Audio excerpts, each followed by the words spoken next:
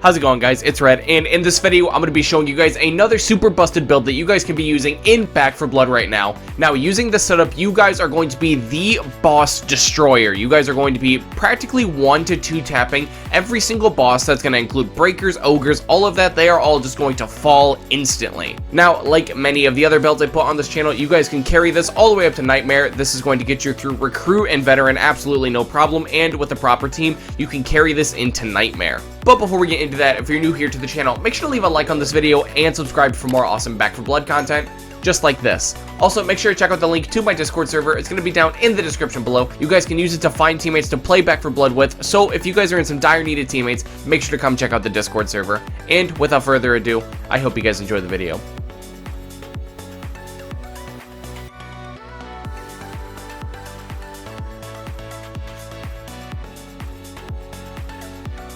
Alright, so here we are in the deck building menu for Back 4 Blood. This is going to be the complete deck list that we are going to be using. So if you guys are just looking to copy and paste the deck list, now is your time to do so. But we are going to be spending the remainder of this video just talking about kind of just why every card's here, what its role plays in the deck, and just why everything is where it is. Now, also, just a couple deck building tips on just how deck building in Back 4 Blood works, just for, you know, kind of like the newer people, is that the order that you guys put the cards in your deck is actually the order that you guys are going to see them in the campaign. Meaning that the first card that you put in your number 1 slot is going to be the first card that you see in your campaign, and the card that you put in the last number 15 spot is going to be the last card that you see in the campaign. So you usually want to put all of your cards pretty much in order from best to worst. And the card that you put in your number 1 slot is going to be your starter card, which means you are going to get this card before you do any picking in any campaign ever. So you usually want that card to be like your build around card, or just something that really just embodies everything that you're trying to be doing.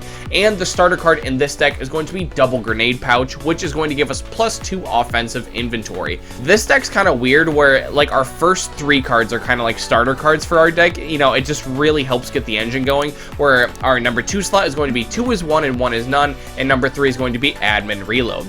So the primary goal of this deck is to use nothing but grenades and just blow up bosses and stuff like that, get rid of tall boys, breakers, ogres, stuff like that, anything that's just problematic.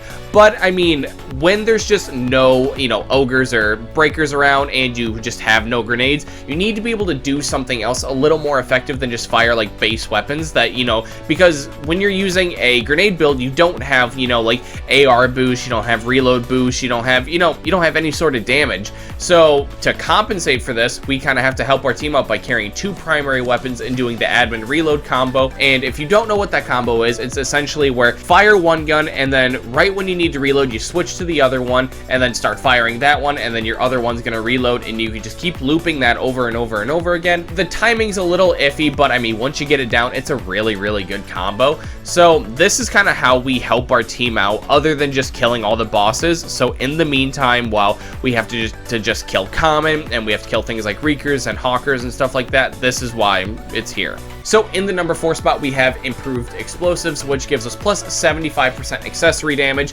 with -25% swap speed. Our whole deck is based around accessories, so we just want them to do as much damage as humanly possible. Now, in the number 5 spot is going to be Money Grubbers. Now, this one says each time your team loots copper, you gain 5 additional copper, stacking up to 100 additional copper. Now, we do have a few copper effects that give us just more copper, and that's simply because we spend a lot of money at the shops. We have to buy, you know, upwards to 6 to 7 frags. I mean, pairing that with, you know, trying to buy team upgrades, trying to buy guns, attachments, it gets really pricey.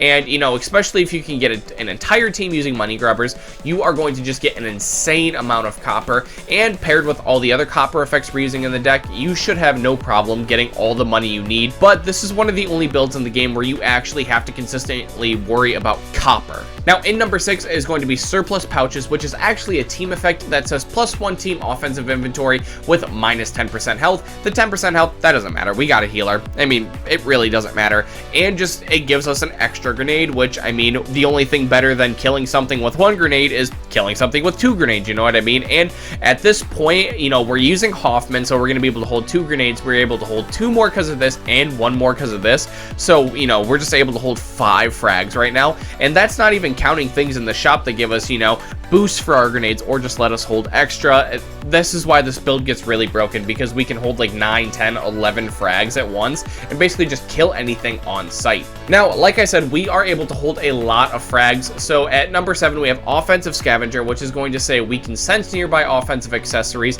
and more offensive accessories spawn. This is kind of just so we don't have to be stingy with our grenades. We don't really have to pick and choose when to use them. We can kind of just use them whenever we want, because so many are going to spawn off this offensive scavenger. It is absolutely insane. Now, number 8 is going to be Guns Out, gives us plus 50% weapon swap speed. I know this seems kind of random, but this is literally just to help the admin reload 2 is 1 and 1 is none combo, because, I mean, a lot of these guns have really pitiful swap speed, especially the LMGs. I mean, it is just awful, and it kind of makes this whole admin reload thing just not worth it. So when you pair it up with this, it's really not that bad. Just stick to like an SMG and an AR, and you'll be fine. Now, at the number 9 spot, we have Demolition Expert, which is going to give us plus 50% accessory damage and minus 15% ammo capacity. I mean, it does more damage with our accessories. That's just what we're trying to do. This one seems pretty self-explanatory. Enemy Grenade Pouch seems really self-explanatory too. It's our number 10 spot because it's just the worst out of all the extra offensive inventory effects. Like, it's obviously worse than carrying 2 extra rather than 1 extra. And this one is a team effect, so it affects everyone on the team rather than just us. So you still want it. It's just the worst one. That's why it's a little lower on the list. Now, same thing with Bounty Hunter. It's just another copper effect to make sure we can just keep buying all of our grenades. It just gives us more copper, but it's just a worse money grubbers. So like I said, this is why you just want to put all the best versions of the cards on top and the lesser good ones on the bottom. Now, in the number 12 spot, we have Padded Suit, which is going to give us plus 10% damage resistance, plus 5 health with minus 20% stamina efficiency. The reason we want to do this is because, yes, we have a healer, but we don't want to just be like a burden on the healer. So this is why I chose Padded Suit. I think it's, you know, kind of just like the best overall one to just stick with one, because it gives us damage resistance and health, and it doesn't really make us have like a bad debuff, you know what I mean? Like, if you take something like Motorcycle Helmet, like, yeah, it's better in every category, but it disables ADS, you know what I mean? And that's a no bueno. And then Motorcycle Jacket, it's just a worse padded suit, because like the stamina efficiency really isn't that big of a deal. Now, in the number 13 spot, we have Grenade Training, just 25% accessory damage. It's just doing what the deck wants to be doing. It's just the worst one out of all of them. That's why it's lower on the list. Now, in the number 14 spot, we have Bomb Squad, which is going to give us plus 100% explosive damage and plus 35% explosive resistance. Now, just because we have explosive resistance doesn't mean we're invincible, because there are a lot of times where I'm using this build and I actually down myself with my own frags.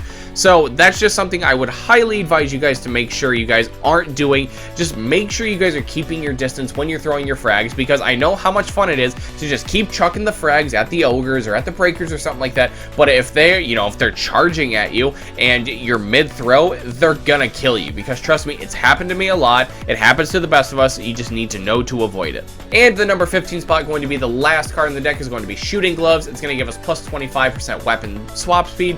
It's something we want, but I mean, it doesn't really come up until somewhere like the finale, where we're going to need more than our normal weapon swap speed. And I mean, it's good, but it's something you don't want to grab until your deck's engine is already going. You know what I mean? Like, you want to make sure all this grenade stuff is going. You're just doing max damage with your grenades before you grab something like Shooting Gloves. Well, that's going to do it for the video, guys. That's going to be the complete deck list for you. Make sure to leave a comment down below telling me if you guys would make any card swaps with the deck. And as always, if you happen to enjoy the video, make sure to leave a like and subscribe to my channel for more awesome Back 4 Blood content just like this. Also, make sure to check out the link to my Discord server. It's going to be down in the description below. You guys can use it to find teammates to play Back 4 Blood with. So if you guys are in some dire need of teammates, make sure to come check out the Discord server. And until next time, it's been Red, and I'll see you guys in the next video.